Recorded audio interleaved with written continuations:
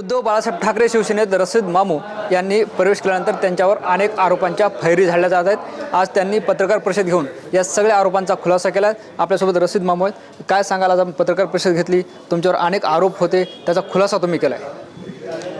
अगोदर ते मी मराठा आंदोलनचा कार्यकर्ता आहे।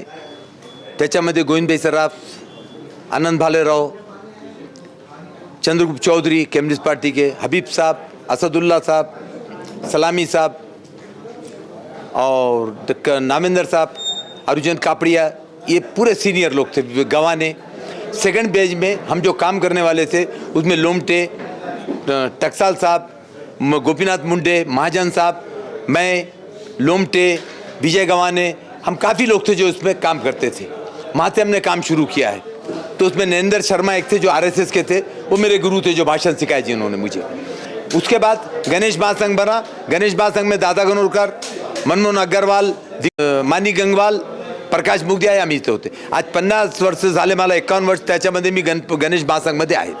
50 वर्ष झाले, 1 वर्षापूर्वी माझा सत्कार झाला गणेश महासंघमध्ये। आणि आता जे मी काम करत आहे त्याच्यामध्ये आंबेडकर जयंतीचं बी काम त्याच्यामध्ये करतो मी, शिवाजी महाराजचा बी सगळे मिरवणूक मी काढतो। आणि आत्ता जे ब्लेम लागलेला आहे, मी म्हणतो की जेव्हा मी महापौर झालो तर बाळ ठाकरे साहेबाच्या घरी गेलो होतो मी। तिकडे 1-1.5 तास माझी त्यांची चर्चा झाली। मग त्याने सांगितलं चांगला महापौर भेटला, त्यांना कोणी त्रास द्यायचे नाही, कोणी मला त्रास दिले नाही। आणि त्यावेळेला काय असं भांडण निघाले नाही।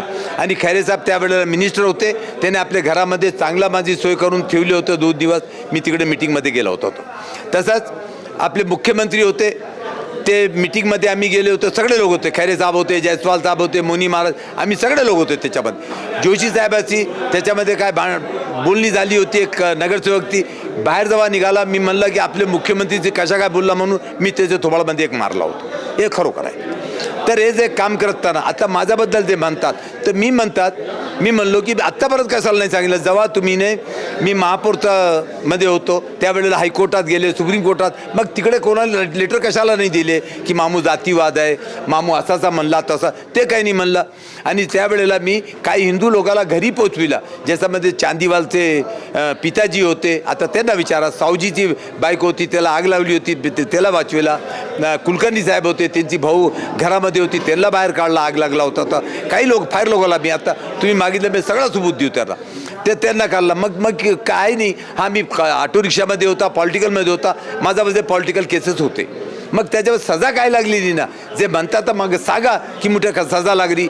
मी तर कट्टर भारतीय आणि मी कधी कसा काय पाकिस्तान जिंदाबाद म्हणू, मी तर मुर्दाबादही म्हणणार आहे। तर खोटी बात कशाला। आणि अगर म्हणत होता तर मला कोणी घरी येऊन देत नाही। आता बसही बंधू आहे, अरे त्याचे मोठ्या भावापासून माझे संबंध आहे, आत्ता बी संबंध आहे।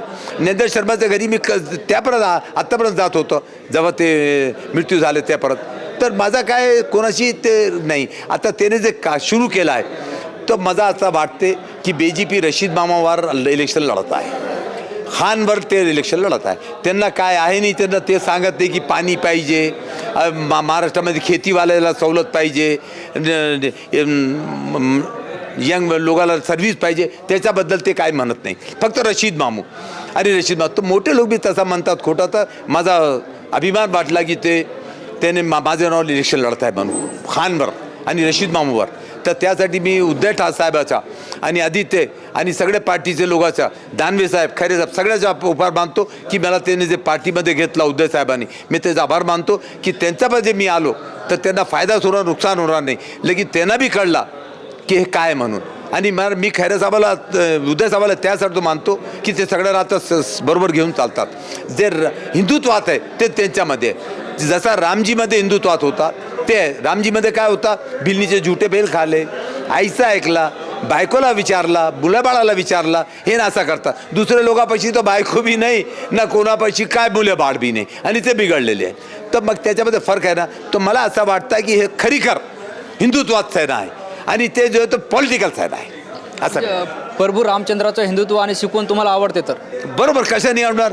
आत्ता अगर त्यावेळेला मुस्लिम समाज अगर असता तर प्रभू राम त्यांना बी विचारत होते, असं आहे ना। त्याचा कसा आपण रेस्पेक्ट नाही करणार, त्याचा रेस्पेक्ट करणार ना।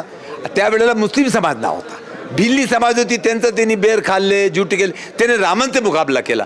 तर आता माझं असं वाटते की काही असे रामांसारखे मुलगे पैदा झाले असं छोटे मोठे लहान, त्यांना उद्धव ठाकरे भेटत आहे. ज्या तुम्ही उद्धव बाळासाहेब ठाकरे शिवसेनेत पक्षप्रवेश केला आहे त्याच पक्षाचे नेते चंद्रकांत खैरे यांनी तुम्हाला विरोध केला होता, त्यांनी तुमच्यावर आरोपसुद्धा केले. नाही, ते काय त्यांना थोडा राग होता इलेक्शनचा काहीतरी, तर ते आम्ही राग त्यांचा काढू. परंतु आता ते आमचे नेतेच आहे ना, तर आम्ही त्यांचा विरोध जाता नाही. आणि त्या जर थोडा राग आहे आम्ही दूर करू. जेव्हा मी महापौर झाला होता त्यांच्याच घरी मी 3 दिवस होता. आता माझे त्यांचे चंबल आहे आणि मी माझं नातूचं लग्न होता 1-2 महिन्यापूर्वी, त्यांना कार्ड बी देऊन झालो. परंतु ते नाराज होते. मी नाराज दूर, असा काय प्रॉपर्टीचा नाराज नाही, काय असा लेण्याचा नाराज नाही, काहीतरी असताना त्यांना काय खूप विचकून टाकायला होता. आणि आत्तापर्यंत मला सांगा की इतका न्यूज चालू आहे, कोणी हिंदू समाजाचे माणसाने मला शिवी दिली नाही, कोणीने काय बुरा म्हणला नाही, सगळे मला राम की मामू तसा माणूस नाही म्हणून. तर ते मला याचं प्रेम आहे माझा. आता तुम्ही कोणाला पत्रकाराला जुन्या पत्रकाराला विचारा की मामू कसा आहे म्हणून, तर मी त्याच्यामध्ये. आणि आत्ता त्यांना कसा जाग आला, आता 40-45 वर्षाचा केस आता काढतात आणि जो म्हणतात त्यांची वय तर 10-15 वर्ष होणार त्यावेळेला. मग त्यांना आता समजलं का, त्यांच्या वडीलला विचारा, त्यांच्या बापाला विचारा. अच्छा, साबे साहेब होते ते मला फार मानत होते. दिवाळीला माझा बर्थडे भेट आणायचे, मला रमजानला त्यांचं कार्ड यायचे आणि ते मानत होते माझा. आता त्यांचा मुलगा नाही मानत, ते जाऊन द्या. आता तुम्ही खैरे साहेबाची भेट घेणार आहात का आणि तुमच्या प्रचाराला जे ते खैरे साहेबाला आमंत्रित करणार आहेत का? तुम्ही खैरे साहेबांची भेट घेणार आहेत का आणि तुमच्या प्रचारासाठी खैरेंना आमंत्रित करणार आहेत? हा बरोबर, ते आमचे नेते, आम्ही त्याला बोलू का आणि त्याला सांगू की जे काय तुम्हाला तुमच्या मनामध्ये ते साफ करून टाका तुम्ही. ते मोठे आहे ना ते. आम्ही दानवे साहेबाला बी सांगणार की तुम्ही प्रचारला या, उद्धव साहेबाला बी सांगणार प्रचारला या, अजित साहेबाला बी सांगणार, खैरे साहेबाला बी सांगणार. ते का ते नाही, आता चॅप्टर क्लोज झालेलं आहे ते, त्याच्यामध्ये काय नाही. तुमच्या शिवसेना पक्षप्रवेशामुळं अल्पसंख्याक समाजाचे किती नगरसेवक निवडून येतील, कसा फायदा होईल शिवसेनेला? आता मला यादी बघितली तुम्ही, उन्होंने किती लोकांना दिलं. आता तर मी आलेला आहे. आता जे मी प्रेस कॉन्फरन्स घेतला, मी पार्टीमधून घेतला नाही, मी इंडिपेंडंट. नाही तर माझ्या गळ्यामध्ये मशाल होती. तुम्ही आता एक पोलीस आयुक्तांकडे तक्रार केली, ती तक्रार नेमकी कोणाच्या विरोधात आहे? तक्रार काय आहे? तक्रार अशी आहे की जे फेसबुकमध्ये जे चालू आहे माझा विरुद्ध, जे मोठे लोक जे बनतात त्याच्या तुम्ही चेक करा आणि त्यांच्या विरुद्ध कारवाई करा. निश्चित आपण बघतो आपल्यासोबत रशीद मामू होते, ज्यांनी उद्धव बाळासाहेब ठाकरे शिवसेनेत पक्षप्रवेश केला आणि त्यानंतर त्यांच्यावर जे ते अनेक आरोप होताना पाहायला मिळतात. मात्र खैरे साहेब आमचे नेते आहेत, त्यांच्याच मार्गदर्शनाखाली आम्ही पुढील प्रवास करू आणि प्रभू रामचंद्राचं हिंदुत्व त्यांची शिकवण आम्हाला मान्य असल्यासुद्धा त्यांनी म्हटलंय. कॅमेरा पर्सन अमित आडेसह ज्ञानेश्वर लोंढे, TV9 मराठी, छत्रपती संभाजीनगर.